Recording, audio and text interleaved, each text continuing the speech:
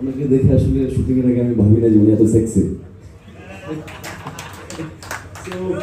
আমরা পুরো শুটিংটা অনেক টাইট স্কেজুল ছিল আমাদের, বাট দাদা শুটিং আমি আসলেই দাদার সাথে এর আগে কাজ করার অভিজ্ঞতা আমার হয়নি, so this is the first time.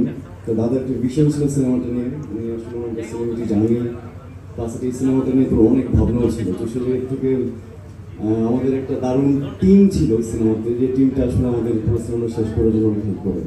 Thank you দাদা অ্যান্ড খসরু ভাই, কারণ ভাই, যারা যারা এই সিনেমার সাথে ইনভলভ, আমাদের প্রডিউসার। আমার মনে হয় যে ওনারা আরও বাংলা সিনেমার সাথে থাকুক, আরও সিনেমার সাথে ইনভলভ হোক, আমাদের সাথে আরও থাকুক। আর গুড লাক সবাইকে।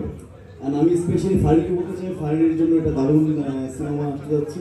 আমি নিজে ইমপ্রেস ফারিনের সাথে কাজ করে। So hope for the best Farin, and wish you very good luck and thank you সবাইকে।